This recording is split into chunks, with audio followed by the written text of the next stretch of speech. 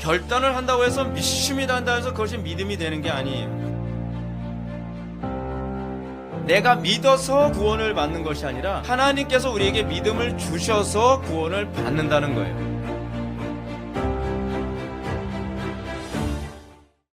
하나님 말씀은 로마서 10장 11절부터 17절까지 말씀입니다. 찾으셨으면 여러분들 교재에 참조해 주시기 바랍니다. 성경 안 가져오신 분들은 교재에 있습니다. 제가 읽겠습니다. 성경에 이르되 누구든지 그를 믿는 자는 부끄러움을 당하지 아니하리라 하니 유대인이나 헬라인이나 차별이 없음이라. 한 분이신 주께서 모든 사람이 주가 되사 그를 부르는 모든 사람에게 부유하시도다. 누구든지 주의 이름을 부르는 자는 구원을 받으리라. 그런즉 그들이 믿지 아니하는 이를 어찌 부르리요? 듣지도 못한 이를 어찌 믿으리요? 전파하는 자가 없이 어찌 들으리요? 보내심을 받지 아니하였으면 어찌 전파하리요? 기록된 바 아름답도다 좋은 소식을 전하는 자들의 발이여 함과 같으니라. 그러나 그들이 다 복음을 순종하지 아니하였도다. 이사야가 이르되 주여 우리가 전하는 것을 누가 믿었나이까 하였으니 그러므로 믿음은 들음에서 나며 들음은 그리스도의 말씀으로 말미암았느니라. 아멘. 이 시간은 성경적인 구원이란 무엇인가? 라는 제목으로 여름 수련회 첫 번째 강해를 하도록 하겠습니다. 성경적인 구원이란 무엇인가? 라는 말로 제목으로 첫 번째 설교를 시작합니다. 그 얘기는 무슨 얘기냐면 성경적이지 않은 구원도 있다는 얘기입니다. 성경적이지 않은 구원을 추구한다고 하면 여러분들에게 있어서 구원을 추구하되 구원의 열매가 나타나지 않는다는 것을 의미합니다. 사도 바울이 얘기했던 것처럼 사도 바울 당시에서도요, 다른 예수, 다른 영, 다른 복음을 사람들이 전하는데 많은 사람들이 그것에 반응하고 그래서 그들에게 구원이 일어나지 않는다고 얘기합니다. 여러분, 복음이 가지고 있는 특징을 제가 여러분한테 말씀드립니다. 복음은요, 복음이 진리이기 때문에 복음이라고 하는 것은 수학적입니다. 그래서 1 더하기 1이 2인 것처럼 하나님의 복음이 정확하게 우리에게 증거되어지고 우리에게 정확하게 반응이 일어난다면 우리에게 구원이 나와야만 합니다. 우리에게 내가 예수를 믿는다고 하는데 예수를 믿기 이전과 이후에 아무런 차이가 없다고 한다면 여러분들은 어떠면 잘못된 구원관에 빠져 있을 수 있다는 것을 기억하셔야 됩니다. 이건 굉장히 냉정하게 여러분들이 점검해야 될 문제입니다. 여러분들이 오랜 세월 동안 교회를 다녔다고 해서 당연히 내가 구원을 받았겠지라고 하는 신앙이야말로 사탄이 가장 좋아하는 신앙입니다. 제가 요즘에 계속적으로 우리 교회에서 설교하면서 제가 그런 얘기를 합니다. 구원을 받았다고 한다면 우리에게 나타나야 되는 전형적인 현상 중에 하나는 무엇이냐면 세상을 이기는 이김이 나타나야만 합니다. 자, 한번 가만히 보시죠. 오늘날 한국교회가, 아니 한국교회뿐만이 아닙니다. 전 세계의 기독교인들이 세상을 이기는 그 믿음을 가진 사람들이 얼마나 나타나고 있습니까? 우리는 세상에 위축되어 있습니다. 세상이 엄청나게 커 보입니다. 사람들은 얘기합니다. 마치 이스라엘 백성들이 가나안 전쟁을 할 때의 모습처럼 말이죠. 이렇게 변명을 하죠. 철병거가 있으므로 우리가 어쩔 수 없었나이다. 하나님께서 제일 싫어하시는 얘기가 무엇이냐면 내가 너희들을 구원할 만한 능력이 없느냐에 관한 문제입니다. 철병거를 하나님께서 이길 수 없습니까?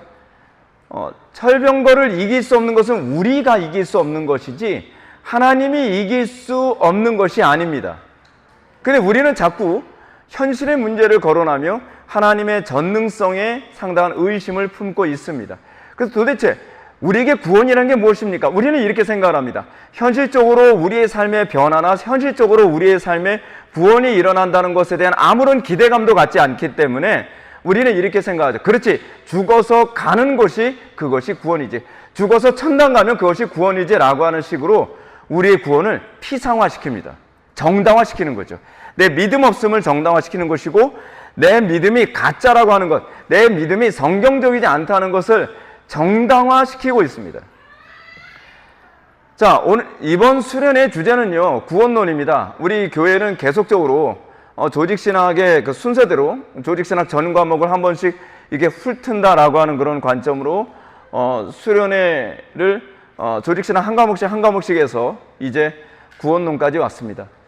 구원론이 끝나고 나면은 원래 교회론인데 교회론을 설교를 했기 때문에 예전에요. 예상치 않게 다른 교회에서 저를 이제 초청을 해가지고 미국에 있는 그 에덴 장로교회에서 교회론은 설교를 부탁하는 바람에 순서를 좀 뒤바꿔서 교회론은 먼저 설교를 했고요. 그리고 이번 구원론의 설교가 끝나게 되면 아마 종말론으로 가게 될 것 같습니다. 아마 내년의 설교는 종말론 설교가 되지 않을까 이렇게 생각을 합니다. 자, 그러면 이제 봅시다. 개혁파에서 구원론은 무엇인가? 개혁파에서 구원론은요, 성령론하고 동의어로 얘기합니다. 그러니까 여러분들이 개혁파에서 성령론 하게 되면 사실은 구원론을 표현하는 방식이기도 합니다. 물론 우리는 성령론이라고 했을 때에 성령에 관한 개념이 주로 이제 우리는 은사라든지 뭐 그런 신비적인 체험과 관련해서 성령론을 이해하는 경향성이 있는데, 그것은 주로 이제 오순절 교단이나 아미니안주의 교단에서 주로 성령론을 그런 관점으로 바라봅니다. 근데 우리 개혁주의 관점에서는 성령론 하게 되면 구원론을 표현하는 방식이기도 합니다. 어떻게 구원론과 성령론을 같은 개념으로 보느냐? 그 이유는 이거죠. 구원에 대한 기본적인 그 삼위일체의 개념을 말씀드립니다. 구원은요, 한 분 하나님의 독자적 사역이 아니라 성부, 성자, 성령 삼위 하나님의 이 사역입니다. 공동 사역이라고 할 수 있습니다. 성부 하나님이 작정하시고 성자 예수님께서 구원을 완성하시고 성령 하나님께서 작정하신, 선택하신 사람에게 구원을 적용하여 구원을 받게 하는 것입니다. 그렇기 때문에 어떤 사람이 구원을 받느냐 못 받느냐에 관한 문제는 사실 우리 소관이 아니라 하나님의 주권의 문제이기도 합니다. 우리는 자꾸 이렇게 생각합니다. 우리가 이 부분이 너무 알미니안주의적으로 생각을 하니까 목사님 저 사람은요 전직이 폭력배예요. 그래서 이 사람은 안 됩니다. 목사님 저 사람은요 원래 굉장히 사악한 사람이에요. 저 사람은 안 됩니다. 저 사람은 교만해서 안 됩니다. 저 사람은 교활해서 안 됩니다. 저 사람은 과거에 전직이 이런 사람이어서 안 됩니다. 아니요, 하나님께는 능치 못할 것이 없는 것을 믿으시기 바랍니다. 우리가 지난 수요 예배 때에 유아 세례에 관한 유아들의 구원에 관한 문제에 관하여 웨스트민스터 신앙고백서를 우리가 제 10장을 살펴봤습니다. 제 10장에서 유아들의 구원에 관해 대해서 뭐라고 얘기하냐면, 하나님께서 택하시고 하나님께서 구원하시고자 작정하시는 아이들은 그 뱃속에서 유산이 되거나 낙태됐다 할지라도 하나님께서는 그 아이들을 구원할 수 있다라고 합니다. 그러니까 하나님의 구원하시는 그 손길의 전능성에 우리는 의심하지 않습니다. 그렇기 때문에 우리는 누가 구원받을 사람인가, 누가 구원받지 못할 사람인가를 우리는 측정하지 않고, 우리는 때를 얻든지 못 얻든지 우리는 복음을 전파해야 되는 것뿐입니다. 자, 제가 이렇게 구원론에 관해서 이렇게 언급하는 것을 들으면서 여러분들은 이 정도면 구원론에 대해서 어느 정도 다 설명이 되지 않았나라고 생각할지 모르겠습니다. 그러나 우리가 이제 구원에 대해서 제가 여러분한테 말씀드리는 것은 하나님께서 어떻게 구원하시느냐에 관한 문제가 아니라 구원의 본질이 무엇인가에 관해서 제가 여러분들한테 말씀드리고 싶은 겁니다. 이번 설교 통해서 여러분들에게 말씀드리고 싶은 건 그거예요. 여러분들이 생각하는 구원의 본질은 무엇입니까? 대부분 사람들이 생각하는 구원은 놀라울 정도로 이방 종교적입니다. 그러니까 여러분들 왜 상당수의 사람들이 교회를 나온다고 하는데 왜 구원받지 못하는가? 왜 상당수의 사람들이 교회를 나왔다고 하는데 그들에게 구원받은 자로서의 세상과 구별됨이라든지 구원받은 자로서의 능력이 나타나지 않는가? 그 이유는 무엇이냐면 그들이 추구하는 구원관과 구원의 본질과 성경이 가르치는 구원의 본질이 다르기 때문에 그렇습니다.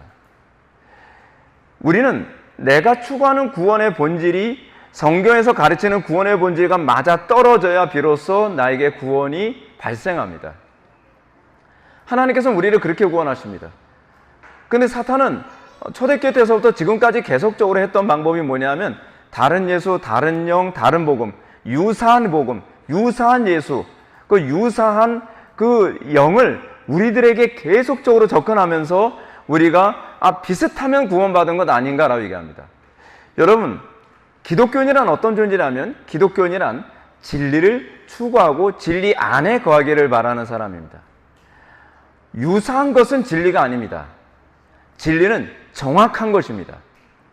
그것이 진리가 가지고 있는 속성입니다. 그래서 진리의 속성을 가장 많이 닮은 것을 수학이라고 얘기하지 않습니까?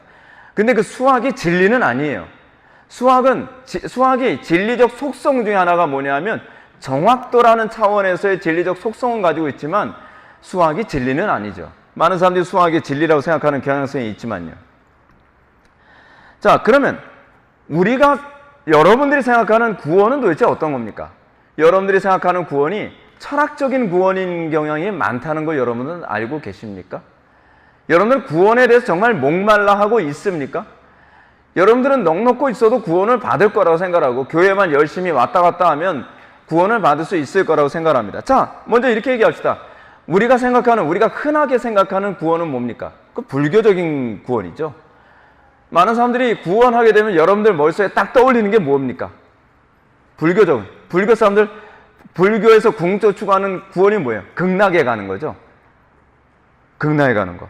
그렇지 않으면은 해탈 열반의 세계에 들어가는 겁니다. 불교뿐 아닙니다. 대부분의 종교도 이 세상을 의미 없는 것으로 여기고 완전한 만족으로 가득한 낙원을 꿈꿉니다.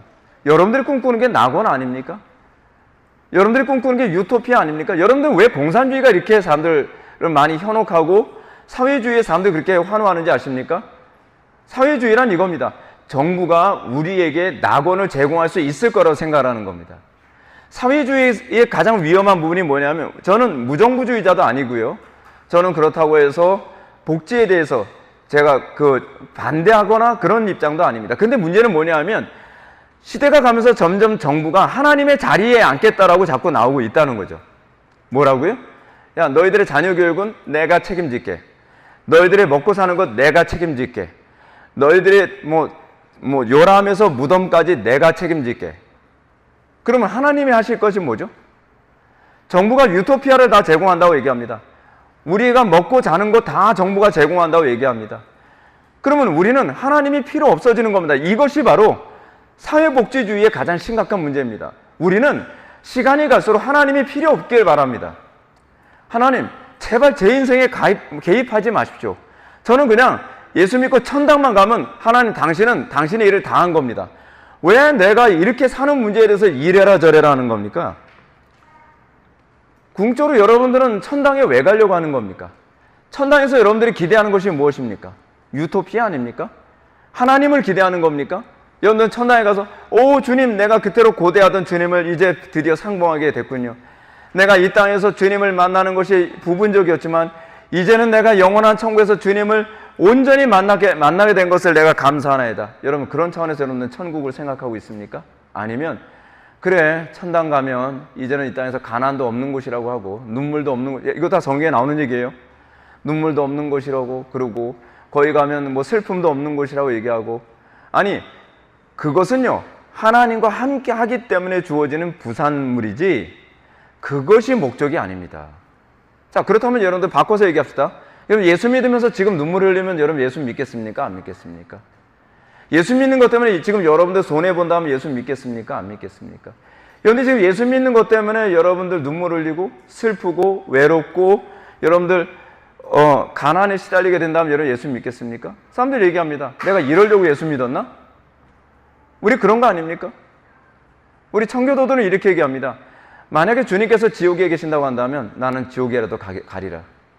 그건 굉장히 극단적인 어떤 메시지를 우리에게 전달하고 있습니다. 그것이 뭐냐면 우리가 예수를 믿는 궁극적 목적은 말 그대로 예수가 목적이지 천당이 목적이 아니라는 겁니다.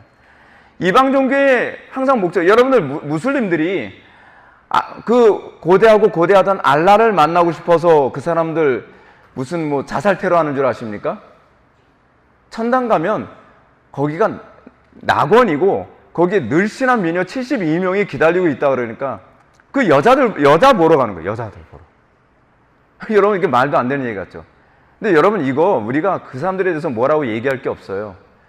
왜냐하면 오늘날 많은 사람들이 부흥 강사들이 환상봤다, 꿈꿨다 그러면서 간증하는 게 뭡니까? 내가요 까무러쳤다가 천당에 한번 갔다 왔는데 천당에 갔더니 누구는 공덕을 많이 쌓아가지고서 거기에 막 63빌딩에 사는 사람이 있고요. 누구는 갔더니 막 지붕도 없고요. 누구는 갔더니 막 이 땅에서 전도도 많이 하고 봉사도 많이 했다고 그러는데 개털모자 쓰고 앉아있더라고요. 아니, 개털모자면 어떻고 소털모자면 어떻습니까? 천국을 그렇게 물리적으로 해석할 문제가 아니거든요. 우리가 영원한 천국에 가고 싶은 이유는 그냥 오로지 그리스도이어야만 합니다. 근데 문제는 뭐냐 하면 우리가 가지고 있는, 여러분들 이 개념이 철학적 개념이라니까요. 철학적 개념. 플라톤주의에서 얘기하는 구원이 뭡니까? 이 세상은 이데아의 그림자에 불과하므로 이 그림자 같은 세상, 이 헛된 세상에서 벗어나 참된 실제의 세상으로 간다. 여러분, 저는 개혁주의 장로교 목사로서 저는 무천년설을 믿는 입장입니다. 무천년설의 입장에서 새하늘과 새 땅은요, 우리가 천당에 들어가는 것이 아니라 천당이 이 땅에 오는 겁니다. 그래서 영적인 것과 물질적인 것이 궁적으로 하나가 되는 것이 개혁주의에서 보는 새하늘과 새 땅으로서 하나님 나라의 완성입니다. 그래서 하나님께서는 이 땅에서 우리가 하나님 나라의 완성을 위해서 끊임없이 사는 것이 무의미하다고 얘기하지 않습니다. 여러분 한번 생각해 보십시오. 우리가 하나님 나라와 영광 위에 죽도록 헌신하고 충성했는데 주님 오시면 다 불로 태워버린대요. 아니, 내가 그의 나라와 그의 의를 위해서 쌓아놨던 이 모든 것이 아무 의미도 없다는 거예요. 그게 아니거든요.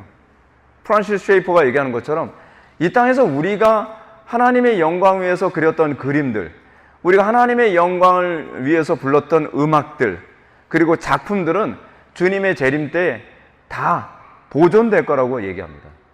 저는 그걸 믿습니다. 하나님께서는 이 땅의 창조를 다 멸절시킴으로 당신의 피조물을 의미 없는 것으로 만드는 분이 아니십니다. 하나님께서 태초에 천지를 창조하시고 나서 이 피조물이 궁적으로 예수 그리스도의 재림을 통해 완성으로 가는 것을 원하시는 것이 하나님의 구원의 궁적 목적이죠. 그래서 하나님은 궁적으로 만왕의 왕이시오 승리하신 하나님으로 등극하게 되시는 것입니다. 자, 근데 문제가 뭐냐 하면 사람들이 구원을 자꾸 이방 종교적으로 생각하다 보니까 사람들은 어떻게 생각하냐 하면 육체로부터 완전히 자유로워지고, 그래서 이렇게 생각하는 거예요. 이 땅에 살다가 우리는 그런 얘기 많이 하죠. 여러분, 이런 말은 우리가 사용하면 안 됩니다. 이 생에서는 망했어. 그 윤회 사상이 밑바탕에 깔려있는 그런 얘기거든요. 그 이 생에서 망했어. 그럼 뭐예요? 다음 세상? 근데 다음 세상 없습니다, 여러분. 죄송하지만 다음 세상은 없습니다. 이 땅에서 여러분들 주님 제대로 안 믿으면요, 기회는 없습니다. 그냥 지옥입니다. 극단적으로 얘기했어요. 근데 이런 윤회적 사고방식이 불교에만 있는 게 아니라요, 이게 플라톤주의에도 있어요. 플라톤주의에서도 윤회 사상을 가르칩니다. 근데 플라톤주의에만 윤회 사상이 있느냐? 아니에요. 피타고라스도 윤회 사상을 가르쳤습니다. 피타고라스는 우리가 생각하는 것처럼 수학자나 무슨 철학자 이런 사람이, 이게 이전에 이 사람은 사이비 종교의 그 교주였거든요. 그러다 보니까 피타고라스가 윤회 사상을 믿었습니다. 그래서 뭐라고 얘기하냐면 피타고라스가 이런 얘기하죠. 나는 전생에 트로이에서 전쟁에 나갔던 군인이었다는 거예요. 네. 여러분, 피타고라스가 약간 이상한 사람입니다. 피타고라스가 그래가지고 자기 제자를 죽였다는 말도 있잖아요. 피타고라스의 정리라고 얘기하는데, 피타고라스의 정리를 어떤 제자가 만들었는데 시기가 나는 거예요. 이걸 내가 했어야 되는데 제자가 했다는 거죠. 그래서 제자를 죽였다는 그런 얘기도 있습니다. 근데 이방 종교의 이런 윤회 사상이 굉장히 심한데요, 더 심각한 게 뭐냐면 이 윤회 사상이 거기서 끝나지 않고 교회 안에 들어왔습니다. 기독교 안에 들어왔어요. 그래서 예수님 당시에 들어왔습니다. 그래서 예수님이 나타나니까 예수님의 그 기사와 이적을 행하는 거 보더니 저 사람 세례 요한이 환생한 거 아니야? 이런 얘기가 나타나게 됩니다. 복음서에서요. 그 사람들이 어떤 사람이냐 하면 바리새파 사람들입니다. 이 기독교 역사를 보게 되면 구약과 신약의 사이에 400년이라고 하는 이 중간기가 있거든요. 근데 이 400년 중간기가 어떤 역사냐면 헬라가 다스렸던, 그리스가, 그러니까 이 다스렸던 기간이었어요. 그리스가 다스렸던 기간이고 그 그리스의 철학은 여전히 고스란히 로마에 스며들어간 상황이다 보니까 헬라 철학이 바리새파 사람들에게도 그대로 들어가 가지고서요, 바리새인들이 어떻게 이해했냐면 이 헬라 철학 방식으로 성경을 그렇게 이해했습니다. 그래서 바리새파 사람들이 이렇게 얘기했습니다. 선량한 영혼은 새로운 육체에 깃들여서 이 세상으로 돌아온다. 이건 바리새파 사람이 한 소리입니다. 바리새파 사람들이 죽었다가 새로운 육체에 들어가서 다시 나온다, 이거죠. 그래서 유대인들 사이에서 전생에 대한 사고가 생각보다 굉장히 일반화되어 있었습니다. 그러다 보니까 예수님께서 제자들한테 묻죠. 너희는 나를 누구라 하느냐? 라고 하니까 제자들이 이렇게 대답합니다. 어떤 사람은요, 세례 요한이라고도 얘기하고요, 더러는 엘리야라고도 얘기하고요, 더러는 선지자 중에 하나라고 하던데요? 라고 얘기하는 거예요. 근데 이 표현이 나오게 된 게 황당하게도 그 사람들이 윤회 사상을 믿고 있었기 때문에 그게 너무나 자연스럽게 나왔던 거예요. 근데 이런 사고가 이제 헤롯에게도 나타납니다. 헤롯이 예수님의 공생의 사역에 소문을 딱 들으니까 이렇게 얘기하죠. 갑자기. 이는 세례 요한이라. 그가 죽은 자 가운데서 살아났으니 그러므로 이런 능력이 그 속에서 역사하는도다. 예수님이 세례 요한의 환생이라고 이렇게 생각을 한 겁니다. 그러니까 여러분들, 우리가 얼마나 이런 이방 종교적인 사고에 쉽게 휩쓸려지는지 모르죠. 근데 여러분들, 저건 말도 안 되는 소리야. 근데 말도 안 되는 소리 같죠. 근데 여러분들이 흔히 얘기하는 예수 믿고 천당 가는 것만 얘기하는 것, 이 땅에서 무책임한 삶을 살아가면서 천당만 가면 될 것이다 라고 생각하는 게요, 똑같은 거예요. 왜요? 우리나라 사람들에겐 정서가 뭐가 있어서 그래요? 불교뿐만 아니라 유교 사상과 무속신앙이 있기 때문에 그렇습니다. 그래서 우리가 지금 흔히 기독교라고 생각하는 것들이요, 미국의 목사님들이 한국에 와서 설교를 하고 나서 한국 사람들하고 대화 나눠보면 별로 기독교적이지 않다고 봐요. 굉장히 무속적인 요소들이 굉장히 많은 거예요. 그래서 우리나라 사람들한테 잘 먹히는 게 뭡니까? 가게 흐르는 저주를 끊어야 산다. 그런 거 없거든요. 근데 가게 흐르는 저주에 대한 이 얘기는 우리나라 사람들한테 굉장히 익숙한 거예요. 그렇죠? 그러다 보니까 성경에도 없는데 막 받아들여요. 이게 문제입니다. 여러분들, 구원이 어떻게 발생하는지를 여러분들 잘 기억하십시오. 뭐냐면 여러분들의 가지고 있었던 철학과 고정관념이나 세속적 사고가 다 무너지고, 그리고 복음을 있는 그대로 받아들일 때 이런 데한테 비로소 구원이 일어납니다. 그래서 예수님이 뭐라고 말씀하셨습니까? 하나님의 나라, 천국은 누구 거라고요? 어린아이와 같은 자. 하나님의 말씀이 클리어하게 어린아이처럼. 그래서 여러분들, 한 사람이 회심할 때 그냥 교만 다 가지고 회심 안 합니다. 하나님께서 진짜 굴리고 뺑뺑이를 돌리고 해가지고 진짜 내가 이제껏 신뢰하고 믿던 모든 것이 다 포맷되고 난 다음에, 그 다음에 찬송가 가사에도 그 가사가 있죠. 천부여 의지 없어서 손들고 옵니다. 어떤 사람은 휠체어를 끌고 오는 사람도 있어요. 어떤 사람은 사업이 다 망해서 오는 사람이 있어요. 어떤 사람은 정치에서 완전히 나락에 떨어져서 자살하냐 마냐 하는 그 시점까지 갔다가 오는 사람이 있어요. 인생이 바닥을 치고 왜 하나님께서 그렇게 우리를 부르시겠습니까? 왜 하나님께서 한 사람을 부르실 때 쉽게 부르지 않으시고 왜 인생을 바닥치게 하시겠습니까? 그 이유는 뭐냐면 내가 당연히 옳다고 믿던 모든 것이 다 무너지기 전에는 복음을 있는 그대로 받아들이질 않기 때문에 그렇습니다. 복음을 항상 내 방식대로 해석을 하고 내 입맛에 맞게 그냥 카카오 그대로 먹으라고 하나님께 주셨는데 그걸 꼭 초콜릿으로 만들어서 먹어요. 그게 우리의 문제란 말이에요. 그 사람들이 이렇게 얘기해요. 목사님, 이 어쨌든 간에 카카오를 먹으면 되는 거 아니에요? 아니요, 카카오가 초콜릿을 먹는 식으로 해서는 안 됩니다. 복음은요, 어린 아이처럼 받아들일 때 비로소 거기서 작용이 일어납니다. 왜냐하면 복음은 진리이기 때문에 그렇습니다. 예수님이 뭐라고 말씀하십니까? 여기에 더하거나 감하는 자는 저주를 받는다고 얘기하죠. 근데 우리는 그런 거죠. 목사님, 이거요, 뭐 더해야지 이걸 어떻게 먹습니까? 이걸 감해야지 이걸 어떻게 먹습니까? 여기에 뭘 좀 섞든지, 이걸 뭘 빼야지. 이거 너무 거칠어서, 이거 너무 위험해서, 너무 고통스러워서 이렇게 먹을 수가 없습니다. 여러분, 이게 어떤 사람들의 이런 얘기가 나옵니까? 배가 부른 사람이 이런 소리를 하는 거죠. 그렇지 않습니까? 여러분, 배고픈 사람이 찬밥, 더운 밥 가립니까? 안 가리죠? 배가 부르니까 어떻게 해요?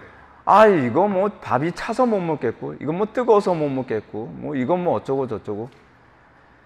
복음을 있는 그대로 받아들이는 사람은요, 어떤 사람이냐면 인생을 바닥 쳐본 사람들만 복음을 진짜 복음되게 받아들입니다.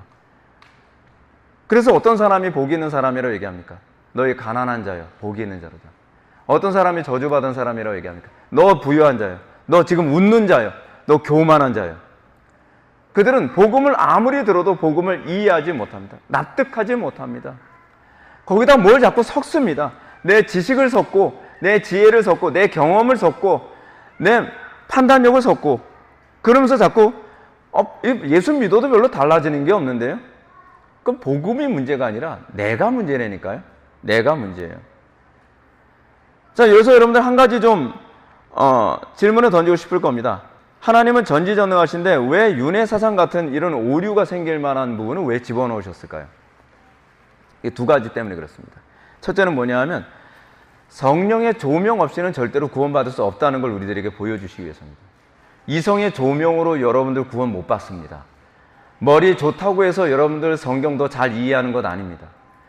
신학 박사다 뭐하다 뭐 박박사다 하는, 박박사가 누가 박박사냐 하면 토마스 아퀴나스를 박박사라고 얘기합니다. 천주교에서 왜 약간 이렇게 유치한 명칭을 자꾸 붙인지 모르겠어요. 근데 그렇게 많이 한다고 해서 지식이 많다고 해서 여러분은 구원받는 것 아닙니다. 오로지 성령의 조명을 통해서만 구원을 받습니다. 그것을 가르쳐 주려고 하는 것이 첫 번째고요. 두 번째는 뭐냐면 데살로니가후서 2장 11절부터 12절 말씀처럼 하나님이 미혹의 역사를 그들에게 보내사 거짓 것을 믿게 하심은 진리를 믿지 않고 불의를 좋아하는 모든 자들로 하여금 심판을 받게 하려 하심이라. 교만한 자들로 하여금 심판받게 하시고, 그리고 하나님의 말씀대로 살고 싶어 하지 않는 자들로 하여금 심판을 받게 하시는 방식이 무엇인가?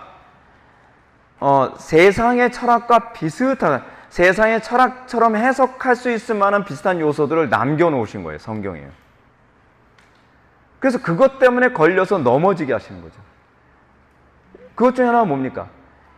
유대인들이 봤을 때 예수님은 어떤 걸림돌이죠?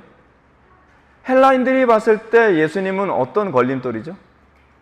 문제는 이거죠. 헬라인들이 봤을 때 십자가는 미련한 거예요. 여러분, 우리에게 있어서 복음이 그러면 헬라 철학 같은 그런 내 지성으로 봤을 때 아이고 저 촌스럽게 어떻게 저렇게 예수를 믿어. 여러분, 하나님께서 의도적으로 그렇게 하셨습니다. 겸손한 자만이 그 가치를 알도록 하신 겁니다. 겸손한 자만이 십자가의 가치를 압니다. 겸손한 자만이 그 십자가를 붙들 줄 알게 하신 겁니다. 유대인들에게는 걸림돌이죠. 왜요? 유대인들에게는 그 하나님의 복음이 어떤 것으로 여겨져야 돼요? 나만 구원하는, 선택자만 구원하는. 근데 하나님께서는 우리의 입맛에 맞게 우리를 구원하지 않습니다. 여러분들, 우리가 주변에 회심했다고 하는 사람들 보면 입맛 맞게 구원받은 사람이 하나도 없습니다. 하나님의 주권대로 우리를 철저히 겸손하게 하시고 그리고 나서 구원하십니다. 근데 그 과정이 없으면요, 사람이 점점 변질되어집니다. 여러분들, 우리 그런 사람 많이 보게 됩니다. 저 사람 처음에는 참 예수 순수하게 믿는 것 같더니 시간이 가면서 점점 변질돼.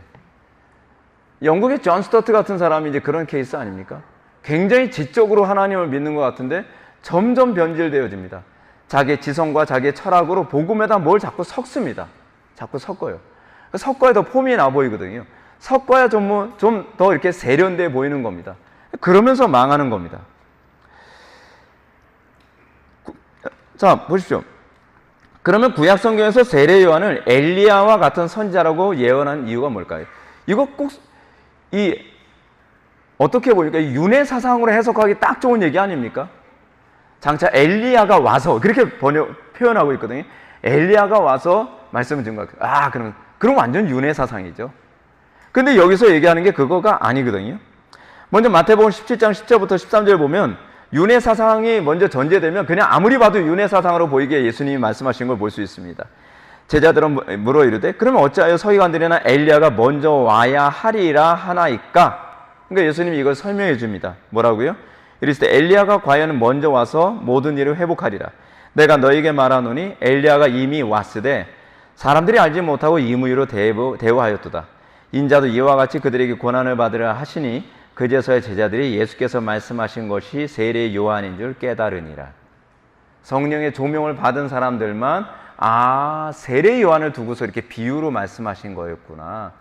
그럼 이게 무슨 얘기입니까? 엘리야와 같은 심령을 가진 사람이 올 것이다 라고 얘기하는 거였거든요. 근데 이 윤회 사상을 믿고 있는 사람이 봤을 땐 아무리 봐도 윤회 사상인 거예요.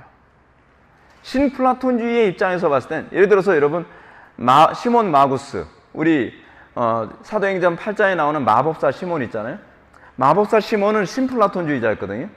근데 신플라톤주의자의 입장에서 봤을 땐 성경은요, 완벽하게 신플라톤주의예요. 자, 봐라. 우리가 이거 신플라톤주의 아닙니다 라고 되면 이 구절 보십시오. 여러분, 구원파가 그렇게 얘기하지 않습니까? 구원파가 사실 영지주의거든요. 근데 구원파들이 맨날 하는 얘기가 자, 이 구절 봐. 이 구절이 구원파의 교리를 입증해주고 있잖아. 이 구절도 얘기해주고 있잖아. 이 구절도 얘기해주고 있잖아. 야, 구원파의 입장에서 해석하기에 너무 좋은 구절들이 굉장히 많아요. 왜요? 자기 욕심대로 성경을 보려고 하는 사람들이 그것에 미혹되어져서 심판받게 하기 위해서입니다. 이단에 왜 가는지 아십니까? 몰라서 가는 것이 아니라 자기 욕심에 맞아 떨어지기 때문에 그렇습니다. 그래서 하나님께서 그들을 심판하시기 위해 진리를 믿지 않고 불의를 좋아하는 모든 자들로 하여금 심판을 받게 하시기 위해서 미혹을 허락하시는 겁니다. 미혹을요. 근데 여러분, 이게 관점이라는 부분이 이게 굉장히 무서운 겁니다. 아무리 봐도 그렇게 보이는데 어떻게 할 말이 없어요. 예를 들어서 여러분 그렇지 않나요? 제가 요즘에 자주 언급하는 것처럼 천동설 관점과 지동설 관점. 아무리 봐도 하늘이 도는 것처럼 보이지 않나요? 옛날 사람들이 천동설이 보편화되었을 땐요, 아무리 봐도 하늘이 도는 거예요. 그러니까 딴 사람들이 아니 땅이 도는 거라니까 이게 머리가 돌았나? 아니 무슨 땅이 돌아? 하늘이 돌잖아. 저 봐, 태양 움직이는 거 안 보여? 별 움직이는 거 안 보여? 그러니까 이 어떤 믿음을 가지고 있느냐에 따라서 그 어떤 믿음이에요? 아리스토텔레스주의. 아리스토텔레스주의라고 하는 이 철학을 전제로 딱 깔고 보니까 아무리 봐도 하늘이 움직이는 거예요. 아무리 봐도. 그렇죠? 근데 그 다음에 누가 또 나타났습니까? 그 다음에 코페르니쿠스가 나타났죠. 코페르니쿠스는 뭐 하는 사람? 이 사람 태양신 숭배 사람. 코페르니쿠스가 원래 태양신을 숭배했던 사람이거든요. 그리고 코페르니쿠스는 신플라톤주의자였습니다. 그래서 원래 정확한 명칭은 태양 중심설이에요.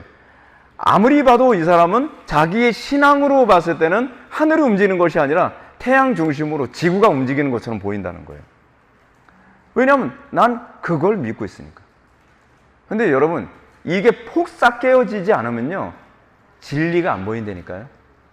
내가 믿는 바가 너무 강하면 진리가 안 보여요. 그래서 하나님께서 여러분 어떻게 합니까? 여러분들 믿는 바에 대해서 다 폭삭 망하게 하시죠. 폭삭 망해. 이렇게 망하고 나면 그 다음에는 이게 아닌가벼. 그러면서 어떻게 해요? 그냥 하나님의 말씀만을 그냥 순수하게 받아들이는 겁니다. 문제는 교만한 게 문제입니다. 내 이성이 더 뛰어나다고 생각하고 내 경험이 더 뛰어나다고 생각을 하니까 아무리 봐도 안 보이는 겁니다. 여러분, 그 유튜브를 이렇게 보시게 되면 플랫 얼스라고 여러분 들어보셨죠?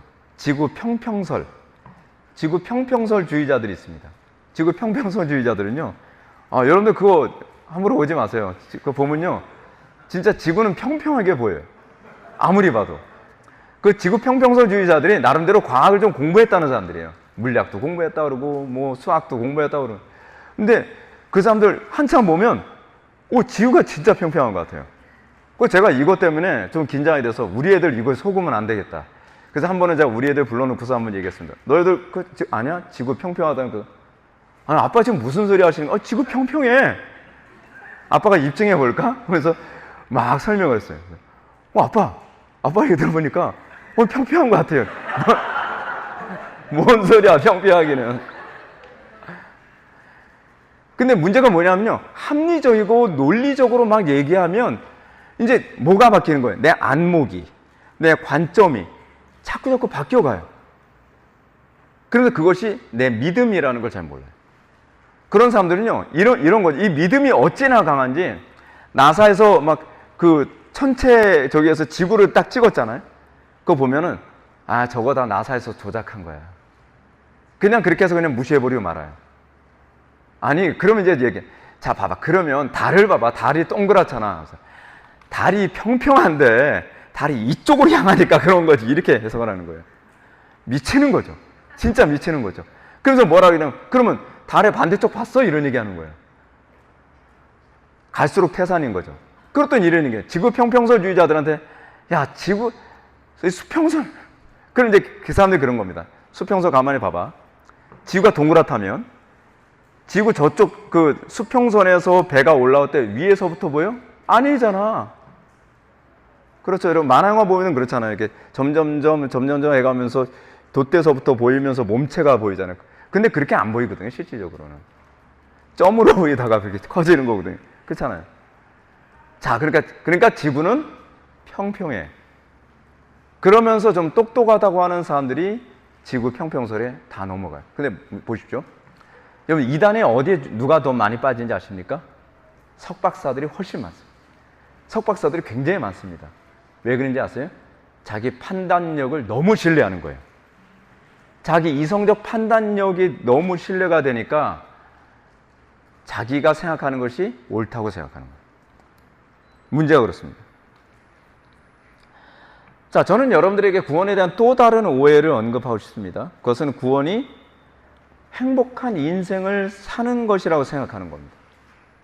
여러분들은 구원이 뭐라고 생각합니까? 여러분들 교회 왜 다닙니까? 행복하게 해서 다니는 것 아닙니까?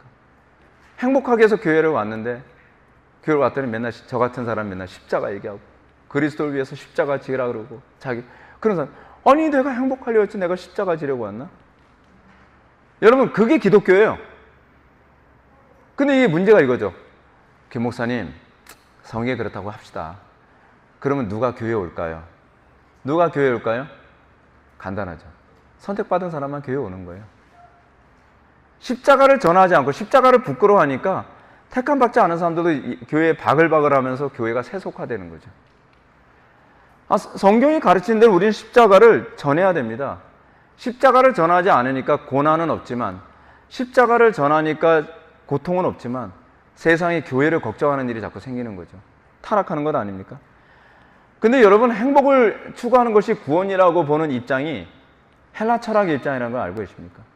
헬라 철학의 입장은 행복이 궁극적인 구원의 목적입니다. 행복한 인생을 어떻게 하면 살 수 있을까? 맨날 그거 고민했던 것이 헬라 철학의 역사입니다. 헬라 철학의 역사. 그래서 헬라 철학에서는 목적이라는 단어 나오면 그거는 행복을 뜻하는 표현이거든요. 철학에서 윤리는 그래서 어떻게 하냐면, 여러분, 우리 기독교에서는 윤리가 뭐냐면 하나님을 기쁘시게 해드리고 이웃에게 유익을 끼치는 겁니다. 그래서 우리는 하나님 사랑, 이웃 사랑이라고 그러죠. 그것이 윤리입니다. 근데 헬라 철학에서 윤리는 뭐냐 하면 내가 행복한 것이 윤리입니다. 그게 윤리예요. 그래서 이 행복과 관련해서 헬라 철학에서는 윤리론이 두 가지로 나눠집니다. 하나는 뭐냐 하면 의무론적 윤리론이고요. 하나는 목적론적 윤리론입니다. 전자는 우리가 행복하기 위해서는 보편타당한 윤리를 지켜야 된다는 거예요. 그러니까 윤리를 지키는 이유가 뭐예요? 내가 행복하기 위해서. 그런 거잖아요. 내가 윤리적이지 않아서 저 사람을 불행하게 만들면 저 사람도 나를 불행하게 만들 거라는 거죠.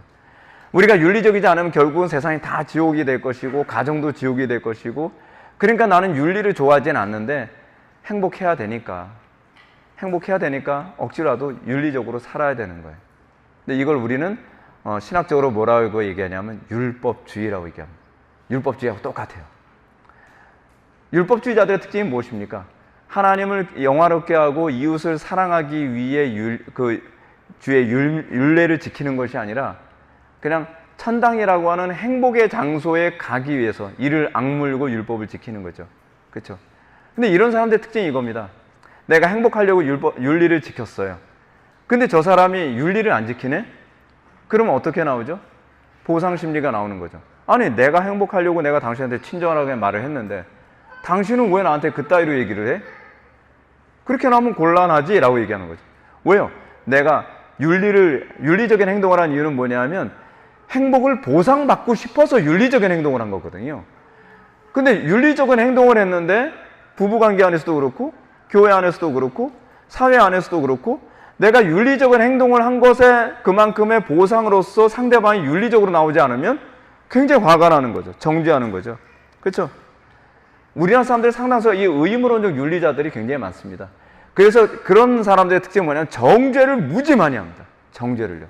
사회에서 자기도 쥐뿔도 못 살면서 사회에서 누가 뭔가 나쁜 짓 했다 그러면 저놈은 왜 사형을 안 시키냐, 저런 놈들은 다 갈아서 죽여야 돼, 뭐 그런 소리를 막 해요. 막 해.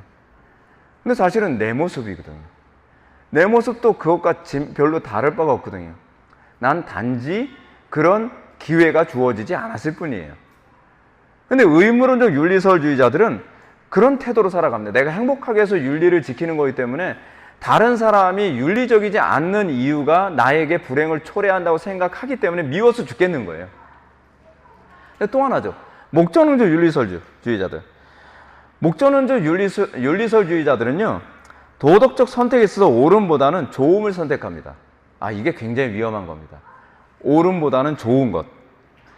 의무론적 윤리에서는요, 행복하기 위해 윤리와 도덕을 지키지만 목적론적 윤리에서는요, 자신을 행복하게 하는 것 자체가 윤리고 도덕이 됩니다. 기독교식으로 얘기하면 뭘까요? 무유법주의자입니다. 무유법주의. 그러니까 이런 사람들이 이렇습니다. 나를 불행하게 만들면 응징을 해야 돼요. 그것이 나의 행복이에요. 그렇죠? 의도가 어찌됐든 나를 불행하게 만드는 건 다 악이에요. 예를 든다면 이거죠. 부모가 자녀가 잘못해서 매를 들어서 체벌을 했습니다. 선생님이 학생들이 잘못해서 체벌을 했습니다.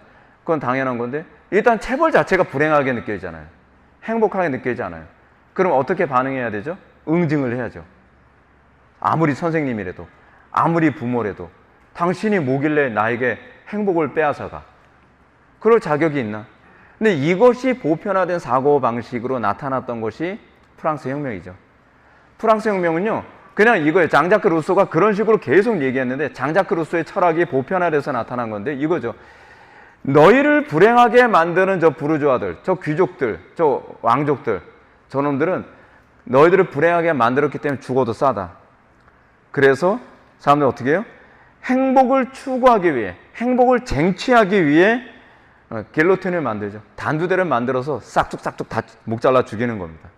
근데 이제 문제가 뭐냐 하면 부르주아들이라든지 부자라든지 그렇지 않은 귀족들, 왕족들을 목을 싹둑싹둑 다 잘라 죽이고 났는데 그러고 나니까 또 이 사람이 나를 불행하게 만들어요.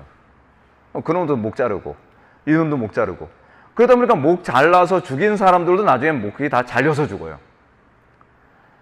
왜냐하면 나만 행복하면 된다고 하고 생각하는 거거든요. 근데 나 이외의 모든 사람들이 나를 행복하게 안 해주거든요. 그러니까 끊임없이 피의 혈육이 이게 죽질 않는 거죠. 근데 그 사람들이 이겁니다. 이것이 정의다. 이것이 구원이다라고 생각한 거예요. 그들에게 그것이 구원이에요. 뭐가요? 나를 불행하게 만드는 사람들을 제거하는 것이 바로 구원이라고 생각하는 겁니다. 자, 우리 주변은 어떤가요? 우리 기독교는 어떤가요? 우리는 나를 불행하게 만드는 사람들 위해서 기도합니다. 나를 불행하게 예수님의 삶 자체가 예수님을 십자가에 못 박는 사람들의 구원을 위해서 오신 겁니다. 나의 행복을 위해서 예수를 믿고 나의 행복을 위해서 종교 생활하는 게 아니에요. 오히려 나를 불행하게 만드는 그 사람들로 하여금 변화되어 그 사람들이 행복한 영적으로 거룩한 삶을 살게 하도록 하기 위해 나를 구원하셨다고 보는 것이 기독교예요. 완전히 철학에서는 말도 안 되는 거죠. 말도 안 되는 겁니다. 아니, 남의 행복을 위해서 나의 행복을 포기해요? 그거 웃기는 거잖아요. 근데 우리나라의 선교사들이 그래서 온 거잖아요. 우리나라에서 그 냄새나는 그 조선 사람들, 우리나라 조선시대 때 얼마나 냄새났습니까? 여러분 생각해 보시오. 우리가 지금요 좀 진짜 멋있어졌죠. 잘 먹어서 막 기름기도 잘잘 흐르고 샤워 매일 하고 매일 세수하고 매일 머리 감고. 근데 조선 사람들은 어땠습니까? 1년에 한 2번 머리 감았죠. 머리가 길어요. 머리를 풀면 거기서 온갖 모든 이들이 다 독립운동을 합니다. 다 튀어나와요. 난리도 아니에요. 냄새 엄청나죠. 그냥 가까이만 있어도 이 옛날에 도포에서 뭐가 막 튀어나오죠. 막. 근데 그 외부에는 선교사들이 그 사람들 진짜 석박사들이거든요. 어떤 사람은 의사 되려고 했던 사람, 어떤 사람은 뭐 정치가가 되려고 했던 사람, 그러던 사람들이 조선에 있는 저 영혼들 불쌍하다고 자기 행복을 포기하고 그 영혼, 그들의 행복을 위해서 어떻게 해요? 지구 반대편에서 배를 타고서요. 그 막 배 타고 오니까 어떻게 해? 막 배멀미하고 반 죽어서 오거든요. 그러면서 조선 사람들한테 복음 전하다가 어떤 사람은 막 순교 다녀서 죽고 또 가족들이 병들어 죽고 그 더럽고 냄새 나는 사람들한테 와서 막 그들에게 복음을 전하고 씻기고 어떤 선교사는 그 이기풍 목사님이라고 있죠. 제주도의 유명한 선교사님, 그 목사님. 근데 그분이 목사님 되기 전에 어떤 일이 벌어졌냐면 선교사들 꼴 보기 싫다고 그 머리 허옇고 눈 파란 놈 지나가면 뒤에서 짱돌 던지는 거예요. 짱돌 던졌는데 어떤 선교사님 머리 딱 맞아서 피가 철철 흐르는데 이 선교사님이 그 자리에서 무릎을 꿇고 주여 저 영혼을 불쌍히 여기소서. 거기서 무너졌다는 거예요. 뭐지? 저 사람들은 왜 자기한테 돌을 던진 사람을 향해서 축복을 빌지? 근데 그게 기독교거든요. 그게 기독교예요. 여러분, 우리는 어떻습니까? 우리는 나를 필요로 하는 곳에 내가 거기 가면 불행하다는 거 알아요. 근데 우리가 왜 그곳에 가서 복음을 전하고 왜 우리가 그곳에 가서 멸시와 천대를 받아야 되죠? 우리는 간혹가다 그러죠. 아니, 내가 여기 있으면 내가 존귀하게 받고 내가 사람들한테 박수 받고 내가 편안하게 살 수 있는데 그럼에도 거기 가서 사람들한테 멸시와 천대와 욕을 먹어가면서 그렇게 가는 거죠. 여러분, 이게 기독교거든요. 기독교가 세상과 다른 구원관이 그겁니다. 우리는 무엇을 위해서 구원을 받습니까? 이웃을 위해서 구원을 받는 거죠. 바울이 얘기하는 거죠. 하여간 행복을 추구하는 방식 자체가 다릅니다. 나의 행복이 아니라 하나님의 영광과 이웃의 행복이죠. 자, 문제는 이런 관점이 교회 안에 그대로 들어와 있다는 겁니다. 그것이 교회 안에서 나타나는 방식이 무율법주의와 율법주의라고 제가 여러분한테 말씀드렸잖아요. 용어만 다르지 다 동일합니다. 우리가 용어만 바뀌면 자꾸 헷갈립니다. 용어만 바뀌면 이거는 철학이 아닐 거라고 생각을 해요. 옛날부터 맨날 용어만 바꿔가면 사탄은요 항상 가면을 맨날 썼어요. 이걸 철학적으로 뭐라고 얘기합니까? 외연과 내포라고 하잖아요. 내포는 똑같은데 가면만 자꾸 바꾸는 거예요. 가면만. 그렇죠? 과거에는 영지주의였는데 지금은 뭐로 바뀌었어요? 구원파로 바뀌는 거죠. 그런 식으로 그냥 계속 가면만 계속 바꿔 쓰는 거예요. 가면만. 사람들 행복을 추구한다라고 얘기하게 되면 좀 없어 보이잖아요. 그렇죠? 그러니까 뭐래요? 천당 추구한다고 얘기하는 거죠. 천당 추구한다는 게 행복 추구한다는 얘기거든요. 그러니까 종교에서 천당은 불신자들이 추구하는 행복과 개념상 큰 차이가 없습니다. 왜요? 천당 가게 되면 배부르고 잘 먹고 잘 살고 환타가 흐르고 뭐 초콜릿 집이 있고 뭐 그거 생각하잖아요. 맨날. 무슬림들은 더 노골적으로 이쁜 여자가 72명이 기다리고 있다 그러고 아이고.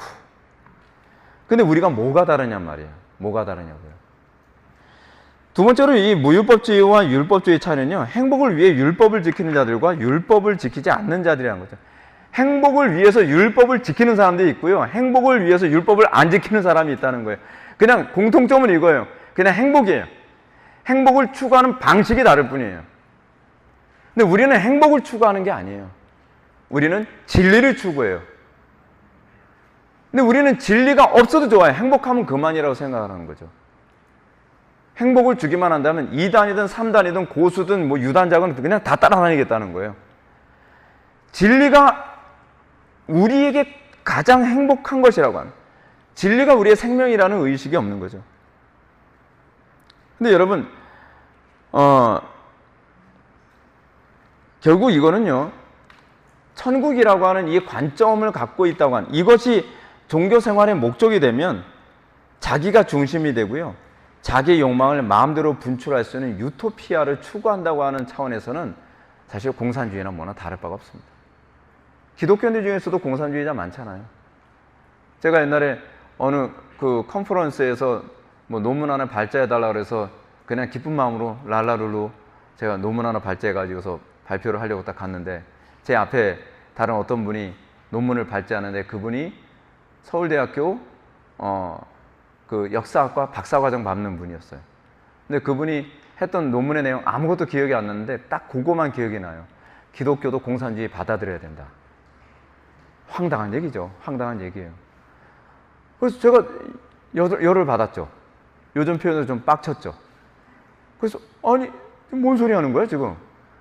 그래서 그분 논문 발제 딱 끝나자마자 질문 있으면 하세요 그랬어요. 손 들었죠. 그래서 알고 보니까 다 동의하는데 저만 동의를 안 하고 있었던 거예요. 거기 있는 사람들이. 그래서 제가 질문을 막 퍼붓었어요. 그랬더니 막 이 사람이 얼굴이 울그락불그락 막 예상치 않던 상황이 벌어졌거든요. 이런 시츄에이션은 상상도 못했던 거예요. 이상한 사람이 막 계속 질문하니까. 그러니까 제가 막 질문하니까 주변에서도 막 열받아가지고서 막 변호해 주려고 난리예요. 그럼 제가 그 사람들한테 막 다 틀렸다고.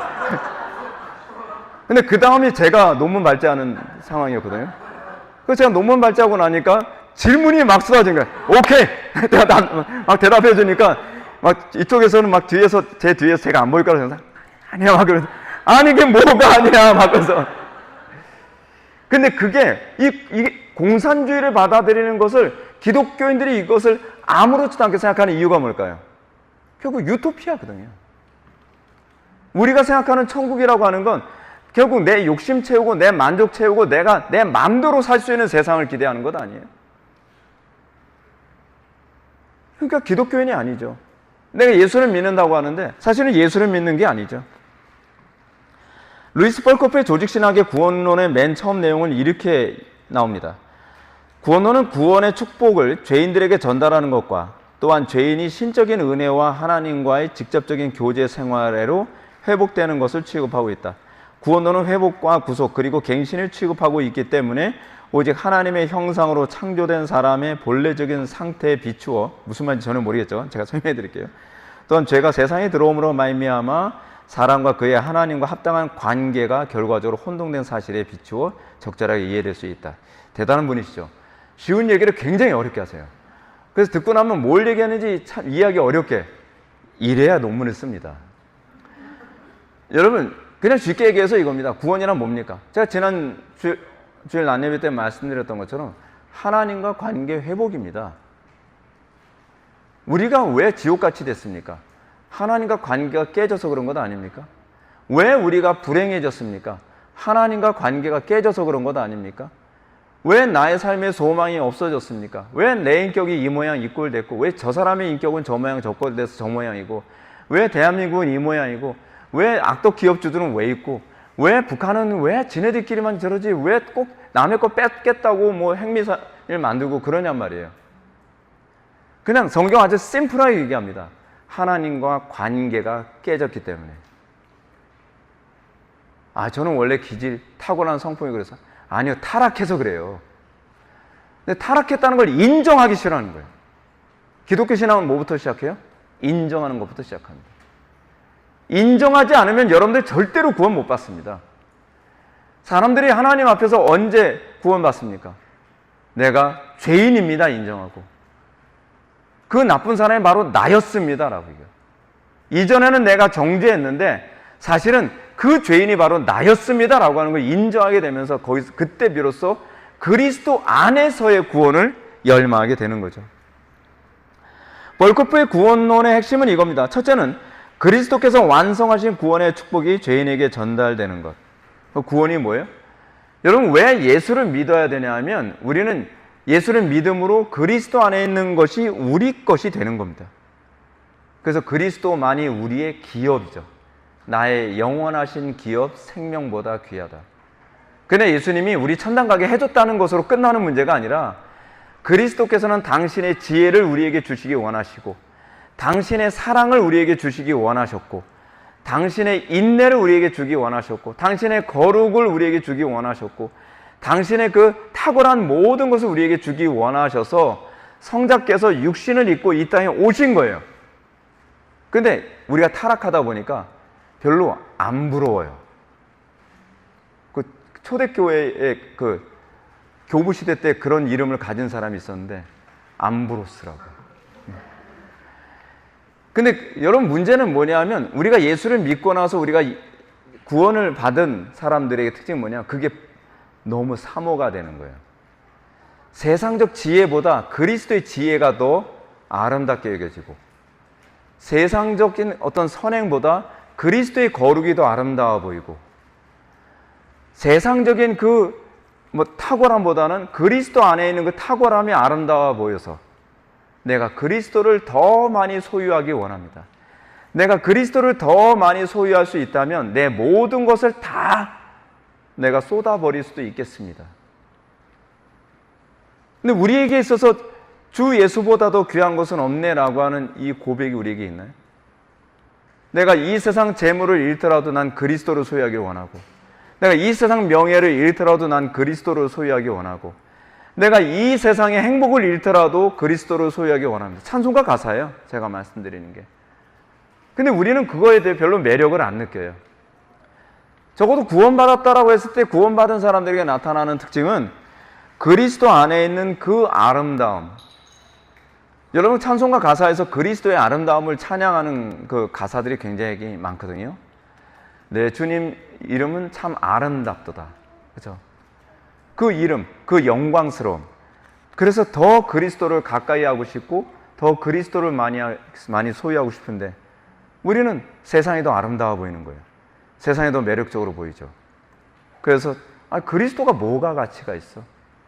근데 이게 뭐죠? 이게 안목의 문제죠. 안목의 문제. 그걸 잘 보여주는 것이 마태복음 13장에 나오는 값진 진주의 비유와 그리고 밭에 감춰진 보화 비유죠. 그 두 개의 비유가 얘기하는 것이 뭐냐면 값진 진주의 가치를 알아 내 모든 재산을 다 팔아. 그 본문은 그렇게 얘기했죠. 내 모든 재산을 다 팔아 그 진주를 소유하였느니라. 그것이 하나님 나라의 7가지 비유 중에 아주 중요한 거죠.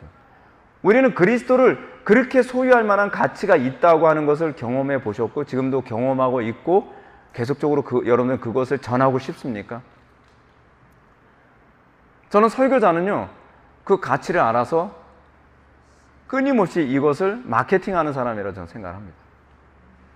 최고로 값지고 최고로 가치 있는 건 그리스도입니다.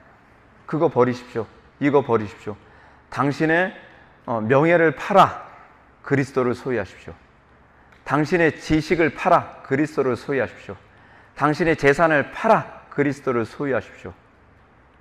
이 부분이 나온 부분이 어떤 얘기죠? 이게 그 비용 계산 교리죠. 그렇죠? 전쟁을 하려고 하는 사람들이 전쟁을 할 때 내가 이길 수 있겠나 이길 수 없겠나를 계산하려 하지 않겠느냐. 그렇죠? 전쟁을 어떤 물건을 사려고 하는 사람들이 내가 그 물건을 살 수 있을 만큼 이 비용을 내가 다 물 수 있겠나 없겠나 비용 계산하겠죠. 우리 예수 믿는 사람은 그겁니다. 내가 모든 것을 다 팔아 그리스도를 소유하기도 아깝지 않습니다. 그것이 바로 아브라함의 믿음입니다. 무서운 사람이죠. 아무하고도 바꿀 수 없다고 얘기하는 사람은 어떻게 세상을 이길 수 있겠습니까? 그래서 히브리서 기자가 뭐라고 얘기합니까? 이런 사람은 세상이 감당할 수 없느니라. 성경이 가르치는 구원은 오로지 그리스도께서 십자가로 이미 이루어 놓으신 그 축복을 죄인들인 우리에게 전달하는 것을 다룹니다. 십자가를 왜 바울이 그토록 강조했는가? 십자가 이면에 그리스도의 위대함이 감춰져 있기 때문에 그렇습니다. 십자가를 모르면 여러분들은 그리스도의 위대함이 뭔지를 알 수가 없습니다. 아는 사람이 아닙니다. 믿음이란 괜히 놀라운 것이 뭐냐면 그리스도께서 2000년 전에 완성해 놓으신 그 구원을 우리가 현재 내 거로 소유하게 됩니다. 그래서 어떤 현상이 나타나냐? 그 사람을 보면 그리스도가 보여요. 그 사람을 보면 그리스도의 지혜와 그리스도의 온유함과 그리스도의 그 선하심과 그리스도의 인내와 그리스도의 강인함과 그리스도의 탁월함이 보이기 시작을 하는 거예요. 예수 믿고서 작은 예수 그런 거 아닙니다. 그거는 칼 마르트 같은 실존주의자들이 하는 소리고요. 우리는 예수를 믿음으로써 예수 그리스도의 영광을 즐거워하는 사람입니다. 근데 그것을 누가 우리에게 제공하시느냐? 성령님만이 제공하십니다. 여러분들 공부 많이 한다고 해서 2000년 전에 십자가에 못 박혀 돌아가신 그 그리스도의 그 탁월함이 시공을 초월해서 우리에게 오지 못합니다. 그 영광스러움이 우리에게 오실 수 있는 것은요, 하나님만 하실 수 있습니다. 근데 그 하나님이 어떤 하나님이시냐? 성령 하나님이시죠. 그래서 그 성령 하나님을 의지할 때에 다윗처럼 용감해집니다. 성령 하나님을 우리가 성령 하나님이 우리 속에 역사하실 때 우리는 솔로몬처럼 지혜로워집니다. 우리가 성령 하나님을 성령 하나님께서 우리 속에 역사하실 때 우리는 놀랍게도 욥처럼 인내할 수 있게 되어집니다. 그게 우리에게서 나온 게 아니에요.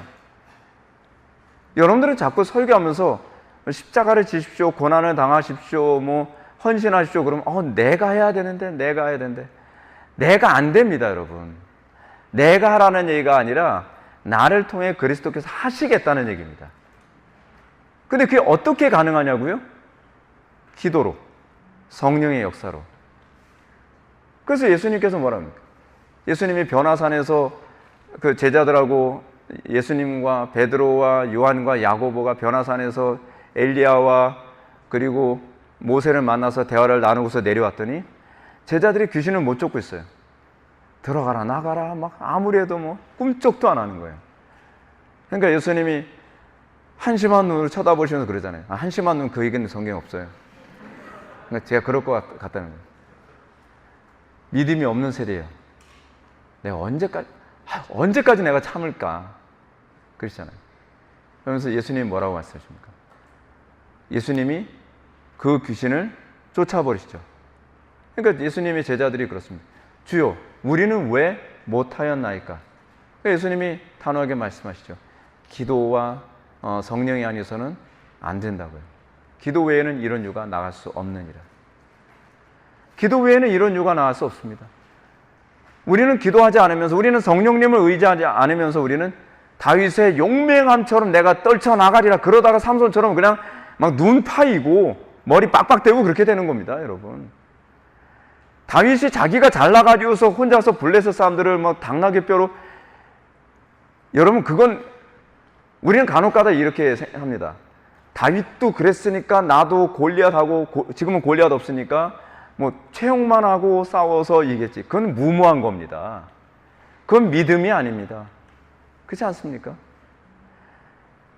그게 다윗이 성령님에 붙잡혀서 그리스도의 그 위대함이 그에게 연합되어져서 나타난 거거든요. 기도 외에는 이런 유가 나갈 수 없습니다.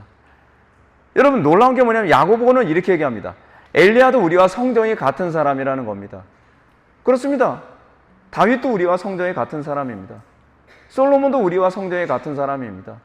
성경에 나오는 수많은 인물도 우리와 성정이 같은 사람입니다. 그들이 위대해서 위대한 일을 한 것이 아니라 그들과 함께 하신 그리스도께서 위대하시기 때문에 그 일이 가능했던 겁니다. 우리는 또 간혹가다 이렇게 생각합니다. 조지 필드나 조나단 에드워즈나 이런 사람들이 정말 위대한 설교. 아니요. 그 속에서 하나님께서 성령으로 그리스도께서 역사하셨기 때문에 가능한 겁니다. 지금도 여러분들이 그리스도를 붙들고 여러분들이 그리스도와 함께 한다면 세상이 감당할 수 없게 될 것입니다. 여러분들의 무능함. 그래서 주님께서는 겁니다. 니네들이 할 수 없다는 걸 인정해라. 그리고 너희들이 그리스도 안에서만 가능하다는 걸 인정해라. 그래서 말씀하십니다. 누구든지 주의 이름을 부르는 자는 구원을 얻으리라. 그리스도께만 소망이 있음을 고백하는 사람은 다윗과 같이 용맹하게 될 것이고 솔로몬처럼 지혜롭게 될 것이고 그리고 욥처럼 인내하게 될 것입니다. 어디서 나온 얘기입니까? 히브리서 11장에 나오는 얘기입니다. 그들이 위대한 것이 아닙니다. 하나님께서 그 안에서 행하셨기 때문에 그들이 위대한 일을 할 수 있게 된 겁니다. 아무것도 아닙니다. 문제는 그들과 우리의 차이는 뭐냐면 그들은 주님을 의지하는 법을 알았습니다. 주의 이름을 부르는 게 뭔지를 알았습니다. 오로지 그리스도께만 소망이 있음을 알았습니다. 그래서 그들은 주님을 붙들었습니다. 제가 우리 지체들한테 그런 얘기를 한 적이 있었는데 저는 20대 때서부터 진짜 영광스러운 설교자들에 대해서 굉장히 항상 가슴이 막 뜨거웠거든요. 굉장히 뜨거웠어요.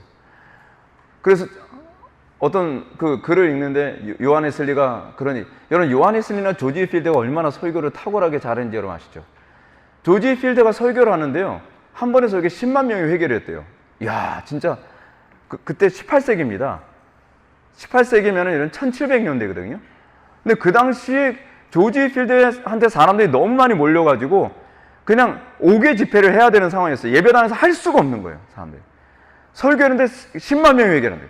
그 목사님 거기까지 갔다는 것도 신기한 거예요. 제가 보기에는 끝까지 갔다는 게. 근데 조지 필드나 요한 웨슬리가 이런 얘기 했거든요. 하루에 4시간 이상 기도하지 않은 사람은 가련한 사람이다. 근데 그게 제 마음에 딱 꽂혔어요. 오, 나 가련해. 기도해야지. 그래서 그때서부터 막 매일 4시간씩 기도하고, 컨디션 좋은 날은 막 5시간 기도하고, 방학 때는 그냥 아예 보따리 싸고 기도원 들어가지고서 9시간 기도, 원래 10시간은 기도하려는데 체력이 달려서 10시간은 못 하겠더라고요. 막 9시간 기도하면 어떤 일이 벌어지는지 아십니까? 와, 9시간 기도하고 내려왔더니요, 진짜 귀신을 쫓는데, 귀신 쫓아달라고 저한테 이제 전보가 왔어요. 우리 아버지 교회에서. 우리 며느리가 누구하고 자꾸 얘기한다고. 설거지하면서 나 누구하고 자꾸 얘기해요. 그러니까 너무 무섭다는 거예요. 가겠습니다. 금방 끝날 겁니다. 갔어요. 가서 그냥 어깨에다 손을 얹고 내가 나사인 예수, 그냥 이 톤을 내가 나사인 예수 이름으로 명하네. 더러운 귀신아 물러가라. 그랬더니 그냥 나가요. 야, 신기하네. 또 이 전철 안에서 어떤 사람이 막 갑자기 경련이어서 딱 쓰러졌어요. 그래서 소리 내서 없고 전철 안에서 손을 얹고서 마음으로 딱 기도했더니 그냥 낫는 거예요. 가는 곳마다 막 기적이 일어나요. 그러니까 막, 와, 더 많이 기도하고 싶더라고요. 근데 또 어떤 그 책을 봤더니 제가 길 올라오면 사번월 올라에 대한 책을 봤는데, 사번월 올라가 67시간을 기도하고서 강단에 섰다는 거예요. 가슴이 또 뜨거운 거예요. 그렇지, 나도 67시간 기도하고 강단에 서야지. 근데 그때는 제가 이제 개척을 하면서 하다 보니까 이제 체력이 좀 많이 떨어진 상태. 그래서 이제 제가 일단은 67시간에 새벽부터 일어나가지고 예배가 11시에 시작이니까 새벽부터 67시간 기도하려니까 한 몇 시에 일어나야 돼요. 하여간 그냥 기도했어요. 67시간을. 딱 기도하고 강단에 섰어요. 전 진짜 엄청난 일이 벌어질 줄 알았어요. 기력이 다 빠져가지고 그냥 설교 죽 썼어요. 근데 막 가슴이 막 뜨거운 거예요. 기도회에는 이런 이유가 나왔어. 기도회는. 여러분, 우리 마음속에 하나님을 의지하는 것에 대한 위대함이 무엇이? 여러분, 정말 기도를 많이 하면요, 세상을 다 바꿔놓을 것 같아요. 왜냐하면 내가 하는 것이 아니라 내 안에 계신 그리스도께서 하시는 거니까. 저는 믿어졌어요. 저는요. 휘필드를 통해서 10만 명을 회개시킨 하나님이 나를 통해서도 10만 명 회개 못 하실까? 예. 그래서 제가 한번 계산해 봤어요. 하루에 10만 명씩 해서 제가 이렇게 돌아다녀서 그럼 한 몇 달이면 끝내겠네, 대한민국? 인구 많지도 않으니까. 근데 생각같이 그게 안 되더라고요. 하나님께서 그렇게 안 해주세요. 아직까지 이루고 있어요.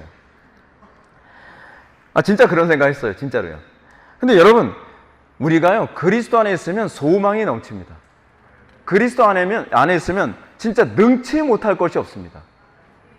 내게 능력 주시지 않아서 내가 능치 못할 것이 없네. 맞습니다.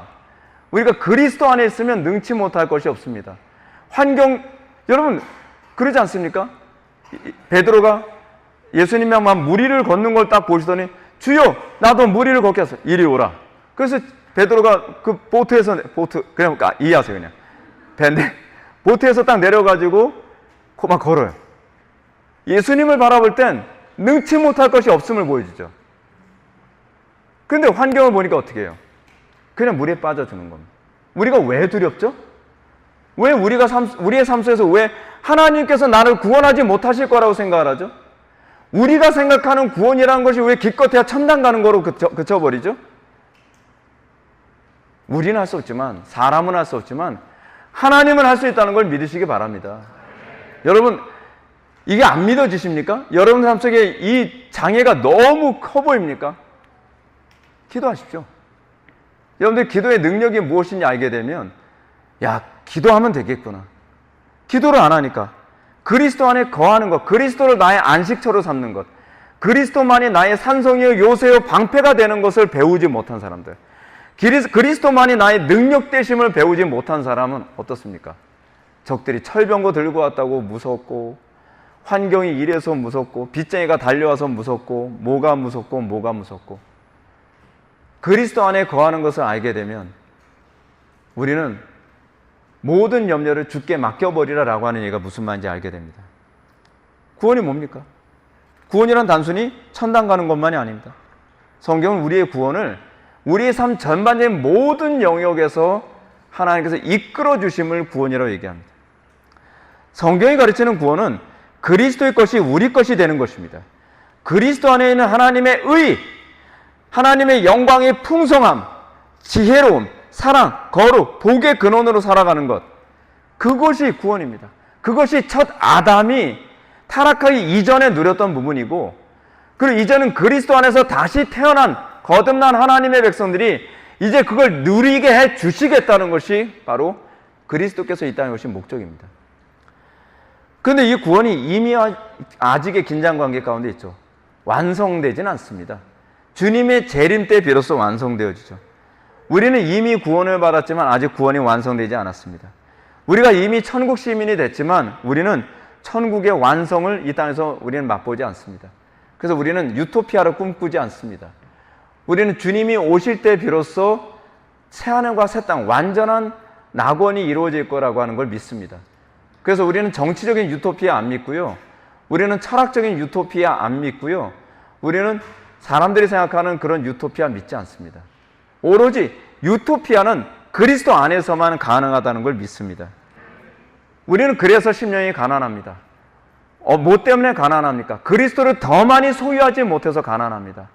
그리스도의 지혜를 더 많이 소유하지 못해서, 그리스도의 사랑을 더 많이 소유하지 못해서, 그리스도의 영광의 풍성함을 더 많이 소유하지 못해서, 그것 때문에 우리는 항상 목마릅니다. 심령이 가난합니다. 근데 여러분들은 무엇 때문에 목마릅니까? 돈 때문에 목마릅니까? 성공 때문에 목마릅니까? 쾌락 때문에 목마릅니까? 세상의 것 때문에 여러분 목마릅니까? 우리는 오로지 그리스도 때문에 목말라야만 합니다. 근데 문제는 우리에게 이 두 가지가 같이 항상 간다는 게 문제입니다. 그래서 저는 헷갈려요. 목사님, 저는 그리스도께 목마른 것 같은데 세상적으로도 목마른 것 같고 두 개의 법이 우리 속에 작용하기 때문이죠. 그래서 우리는 오라 공고한 사람이로다 누가 이 사망의 몸에서 나를 건져내라라고 탄식을 하게 됩니다. 기도 생활이 여러분 등한시되면 내가 육의 사람인지 하나님의 사람인지가 이게 굉장히 헷갈립니다. 근데 내가 성령에 딱 붙잡혀서 내가 성령의 사람이 되면 내가 구원받은 사람이 맞구나. 내 속에 그리스도께서 계시는 것이 맞구나. 그리고 내가 세상의 것에 목마른 사람이 아니라 영원한 것에 목마르는 사람이라는 것이 맞구나라고 생각을 하게 됩니다. 그 세상의 것 뺏기는 걸 별로 두려워하지 않게 됩니다. 다시 본문으로 돌아갑시다. 바울은 구원이 주의 이름을 부르는 자들에게 주어지는 것임을 가르쳤습니다. 그리고 바울은 전도와 구원의 당위성을 14절부터 15절 말씀을 통해 이렇게 얘기합니다. 그런즉 그들이 믿지 아니하는 일을 어찌 부르리요? 듣지도 못한 일을 어찌 믿으리요? 전파하는 자 없이 어찌 들으리요? 보내심을 받지 아니하였으면 어찌 전파하리요? 기록된 바 아름답도다 좋은 소식을 전하는 자들이 발이여 함과 같으니라. 그래서 우리는 복음이 구원을 추구하는 방식에서 이방 종교와 근본적으로 어떻게 다른지를 알 수 있습니다. 이방 종교는 구원을 수행으로 얻을 수 있다고 생각을 합니다. 그렇죠? 그래서 영성 훈련이라는 얘기가 많이 나옵니다. 이거 우리가 안 쓰는 용어입니다. 우리는 훈련을 통해서 성화되지 않습니다. 우리는 훈련을 통해서 구원받지 않습니다. 우리는 솔라 그라티아, 오직 은혜로만 구원을 받습니다. 우리는 오직 믿음으로만 구원을 받습니다. 이방 종교나 철학에서 구원은 수행을 통해서 주어집니다. 왜냐하면 구원은 내 안에서 나오는 거라고 생각하기 때문에 그렇습니다. 그래서 대부분 교회들이 자꾸 뭔가 프로그램을 자꾸 만들어요. 영성훈련 프로그램이라는 걸 자꾸 만듭니다. 근데 여러분 속지 마십시오. 영성훈련한다 해서 영성이 훈련되지 않습니다. 우리를 거룩하게 하시는 분은 오로지 성령님이십니다. 오로지 믿음으로만 우리는 거룩하게 됩니다. 성령이 가르치는 구원은 그리스도께서 이미 완성해 놓으신 구원을 우리 것으로 얻는 겁니다. 우리의 성화는 그리스도의 거룩이 더 많이 들어옴으로 이루어지는 것이지 내가 뭔가 열심히 노력해서 내가 도덕적으로 되는 것이 아닙니다. 그리스도 안에 있는 지혜가 더 많이 들어오고 그리스도 안에 선하심과 인내와 그분의 자비로우심, 그분의 사랑이 우리 속에 들어오는 겁니다. 우린 그러죠. 내가 더 사랑해야 되는데 그냥 인정하세요. 여러분들은 사랑이 없어요. 우리는 사랑할 수 있는 능력이 사실 없습니다. 그리스도의 사랑이 우리 안에 들어올 때 비로소 사랑할 수 있게 됩니다. 그래서 우리는 간혹가다 놀랍니다. 내가 어떻게 저 사람을 사랑하게 됐지? 근데 그게 내가 아는 것이 아니거든요. 이 말이 무슨 말인지 이해가 됐으면 좋겠습니다. 이 놀라운 은혜가 여러분들 속에서 날마다 작용되어져서 여러분들이 무릎이 시퍼러지도록 치게 되어야 됩니다. 그렇지! 저거지 바로 내 안에서 일어난 일이지. 그리스도께서 내 안에서 저렇게 역사하셨지. 바울은 얘기합니다. 이제는 내가 사는 것이 아니오 내 안에 계신 그리스도께서 사시는 것이다. 그거를 이해하게 됐을 때 비로소 기독교를 이해하게 되는 겁니다. 그래서 복음은 무엇입니까? 복음은 구원의 방법이 아니라 구원이 그리스도에 의해서 완성됐고 그 구원이 나에게 들어왔다는 겁니다. 그래서 놀라운 소식입니다. 그래서 굿 뉴스입니다. 방법이 아니라 나에게 구원을 위해 그리스도께서 십자가에 못 박혀 돌아가셨고 우리가 그리스도를 믿기만 하면 그리스도 안에는 의, 그리스도 안에는 사랑, 그리스도의 지혜, 그리스도의 자비로우심, 그리스도의 탁월하심이 나에게 주어지게 된다는 겁니다. 그것이 바로 연합이라는 거죠. 그리스도께서는 죄와 사망의 권세를 이기셨습니다. 그래서 우리에게 말씀하십니다. 걱정하지 마라. 내가 세상을 이겨노라. 너희들이 예수를 믿으면 너희들의 이김이 될 것이다. 우리는 지금 삶의 전 영역에서 세상을 이기는 능력이 그리스도 안에서 나타납니다. 근데 문제는 뭐냐면 그리스도 안에서 이기는 능력을 추구하는 것이 아니라 내가 뭐 하려고 합니다. 믿음으로 하지 않은 건 다 죄입니다. 믿음으로 하지 않은 것은 나에게 아무런 유익이 없습니다. 우리는 그게 이해가 되어져야만 합니다. 왜 그리스도가 소중한가? 왜 그토록 그리스도를 소중하다고 얘기를 하는가? 그리스도께서 우리에게 주시고자 하는 모든 것을 공생의 기간에 완성하셨고 믿기만 하면 그 완성해 놓으신 그 은혜를 우리에게 주시겠다고 하신 것입니다. 그래서 우리는 율법의 참여자가 됩니다. 여러분들 율법 열심히 지키려고 하죠. 저는요 안 지켜져요. 맞습니다. 여러분들 율법을 못 지킵니다. 근데 우리는 내가 자꾸 율법을 지키려고 애를 쓴단 말이에요. 근데 어떨 때 여러분들 비로소 그리스도의 의에 참여하게 되냐면 내 힘으로 율법을 지킬 수 없다는 걸 깨닫게 될 때예요. 그게 로마서에서 얘기하는 바예요. 그래서 내 의를 추구하는 것이 아니라 그리스도의 의로만 소망이 있음을 알게 되는 거죠. 근데 놀라운 게 뭐냐면 그럴 때 비로소 내가 율법을 지킬 수 있는 사람이 되어진다는 거예요. 예를 한번 들어볼게요. 제가 자주 예를 드는 삭개오는 어떤 사람입니까? 세리장입니다. 쉽게 해서 돈독이 오른 인간입니다. 돈밖에 몰라요. 돈밖에. 그러던 삭개오가 어느 날 예수님을 만났습니다. 예수님이 삭개오한테 얘야 너 돈 끊을 때까지 돈독 다 빠질 때까지 나하고 한 10년 동안 한 성경 공부 해볼래? 그러지 않습니다. 삭개오가 예수님을 믿자마자 예수 그리스도의 그 거룩함이 그의 것이 됩니다. 그 자리에서 이전에 그 사람 진짜 돈독 올랐던 사람이 맞나 싶을 정도로 주여 제가 제 모든 재산을 팔아 이웃과 나누고 그리고 남에게 토색한 것이 있으면 4배로 갚겠나이다. 여러분 제가 이 본문이 어디 나오는지 제가 말씀드렸죠. 누가복음 18장에 나오는 본문입니다. 근데 누가복음 17장에서 무슨 얘기가 나오죠? 부자 청년 얘기가 나오죠. 부자 청년이 뭐라고 얘기해요? 부자 청년이 주여 영생을 얻으려면 어떻게 해야 되겠습니까? 그러니까 예수님이 뭐라고 말씀하십니까? 율법을 지켜라. 씨익웃은 다 지켰습니다. 저는 어렸을 때부터 다 지킨 사람이에요. 그러니까 예수님 뭐라고 말씀하십니까? 그러면 내 모든 재산을 팔아 이웃과 나누고 너는 나를 따르라.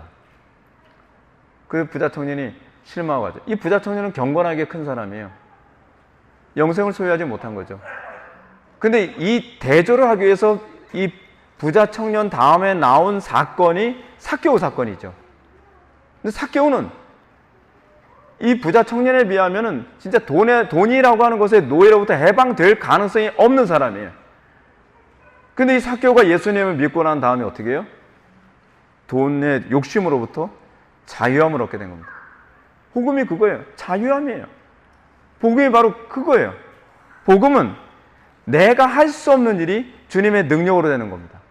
그래서 그 부자 청년 사건 다음에 예수님께서 하신 얘기가 뭡니까? 부자가 하나님 나라 들어가는 게 얼마나 힘든지 아니? 낙타가 바늘길을 들어가는 것만큼 힘들다. 그러니까 제자들이 뭐라 합니까? 주여, 그러면 누가 천국에 갈 수 있겠나이까? 사람은 할 수 없을 때 하나님은 할 수 있느니라. 근데 그것이 그냥 피상적인 얘기가 아니라는 것을 그 다음 장에서 삭개오 사건을 통해서 실제로 하나님이 하시는 사건을 보여주는 거죠. 여러분들이 기대해야 되는 것은 그 수준입니다. 예수 믿고 조금 도덕적이 됐고, 예수 믿고 여러분들이 조금 착해지고, 예수 믿고 여러분들 술, 담배 끊었으니까 여러분들이 기대하는 게 고작 그 정도입니까? 우리가 기대해야 될 것은 사람은 할 수 없고 하나님만 할 수 있는 겁니다. 저는 이 대한민국을 보면서도 저는 소망이 없을수록 굉장히 소망이 넘칩니다. 왜냐하면 이제는 하나님이 하셨다라고 사람들이 고백할 수밖에 없는 상황으로 가잖아요. 그렇죠? 얼마나 멋진 상황입니까? 얼마나 멋진 상황입니까? 하나님은 항상 그렇게 드라마틱하게 역사하시죠. 하나님은 이상하게 그 출애굽기 사건에서도 어떤 사건이 일어납니까? 사람이 할 수 없는 사건들은 막 뭐라 해요. 하나님, 우리를 여기서 죽이려고 합니까? 우리 홍해 바다에 수장시키려고 합니까? 너네들 할 수 없지. 당연히 할 수 없죠. 그럼 내가 해줄게. 거기서 하나님이 영광 받으시는 거거든요. 근데 우리는 내가 할 수 있는 상황이 주어져야 하나님이 영광 받을 수 있다고 생각을 하죠. 그렇지 않나요? 그러면 내가 있다고 그러지 하나님 하셨다고 하겠습니까? 그렇잖아요. 그래서 하나님은요, 우리의 삶을 항상 어떤 방식으로 이끌어 가시냐면 그냥 절망의 맨 바닥, 그리고 나서 하나님이 역사하심으로 하나님이 하신 거구나라고 고백할 수밖에 없게 이끌어 가십니다. 하나님은 그렇게 영광 받으십니다. 하나님은요. 자, 그런데 문제가 뭡니까? 우리는 복음이 기록된 바 아름답도다 좋은 소식을 전하는 자들의 발휘함과 같은 이라라고 얘기하는데, 이렇게 기쁜 구원의 소식을 전했다고 해서 다 구원받는 것이 아니라는 겁니다. 16절과 17절 말씀 보면, 그러나 그들이 다 복음을 순종하지 아니하였도다. 이사야가 이르되 주여, 우리가 전하는 것을 누가 믿어나이까 하였으니 그러므로 믿음은 들음에서 나며 들음은 그리스도의 말씀으로 말미암았느니라. 자, 여기서 구원은 어떻게 일어납니까? 믿음으로 일어납니다. 또 구원은 어떻게 일어납니까? 그리스도의 말씀으로 일어납니다. 근데 여기서 한 가지 반드시 기억해야 되겠습니다. 순종입니다. 여기서 14절에서 믿음을 언급하고요, 16절에서 바울은 그 믿음을 순종이라는 말로 바꿔서 얘기합니다. 순종이 없으면 믿음이 아닙니다. 아시겠습니까? 믿음이 있노라면서 예수님께서 제자들에게 얘기합니다. 베드로에게 얘기합니다. 나를 믿느냐? 믿습니다. 그러면 보트에서 뛰어내려라. 믿기는 하는데요, 뛰어내리지 못하겠는데요. 믿는 거예요, 안 믿는 거예요? 믿는다니까요. 그럼 뛰어내리라니까. 근데 근데 못 뛰어내리겠는데요. 믿는 거예요, 안 믿는 거예요? 믿는다니까요. 우리 맨날 그 씨름하잖아요. 순종을 안 하면서 믿는 거예요. 저 사실 믿는 거예요. 안 믿는 거라니까요. 야고보서에서 계속 얘기하는 게 무엇입니까? 나는 행함으로 나의 믿음을 입증하지만 행함이 없는 너요, 너는 무엇으로 너의 믿음을 입증하겠느냐? 근데 우리는 이렇게 얘기합니다. 믿음이 좀 약해서 그렇지 천당은 갈 확신이 있습니다. 천당 갈 확신이 엄청난 믿음입니다, 여러분. 천당 갈 확신이 얼마나 강력한 믿음인지를 모릅니다. 근데 우리는 천당 갈 확신이 있는데 하나님 말씀대로 순종할 믿음은 없다는 거예요. 이거 되게 모순된 얘기거든요.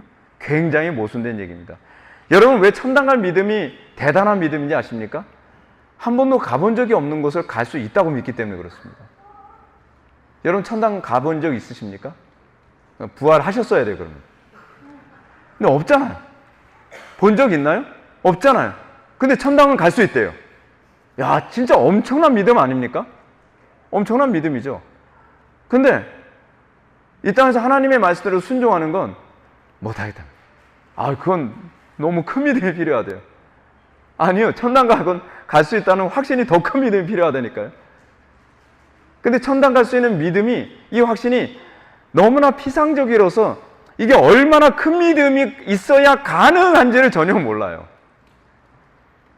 그러니까 사람들이 참 정말 모르는구나. 믿음은요, 순종을 해야만 합니다. 순종을 통해서 그 믿음이 진위가 드러나는 시금석이 됩니다. 순종이 구원을 준다는 얘기 아닙니다. 왜냐하면 구원은 그리스도께서 완성해 놓으신 축복을 우리가 전달받는 것이기 때문에 그렇습니다. 전달을 받으면 그리스도의 순종이 나의 순종이 되는 거예요. 그래서 순종이 내 순종이 아니라 그리스도께서 나로 하여금 당신의 순종을 보여주신 겁니다. 그러니까 마치 이거와 똑같은 거예요. 여러분, 진수성찬을 먹고 배부른 겁니까? 배부르니까 진수성찬이 있는 겁니까? 말이 안 되잖아요. 나 배불렀으니까 진수성찬이 있네. 구원을 자꾸 그런 식으로 생각하는 거예요. 구원을요. 뭐라고요? 순종 자체가 구원을 주는 것은 아는데 내가 순종을 해야 구원을 받는다고 자꾸 착각하는 게 바로 그거예요. 여러분, 순종이 여러분한테 구원을 주지 않습니다. 근데 너무나 간단한 건 많이 먹으면 배부른 것처럼 믿음이 있으면 그리스도의 순종이 나에게서 나오는 겁니다. 내 순종이 아니라 그리스도의 순종이고 내 믿음이 아니라 그리스도의 믿음입니다.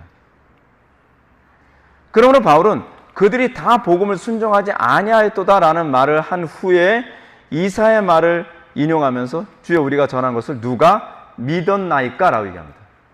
순종하지 아니하였도다라는 말 다음에 뭐가 나와요? 믿지 아니하였다라는 말이 나오는 거죠.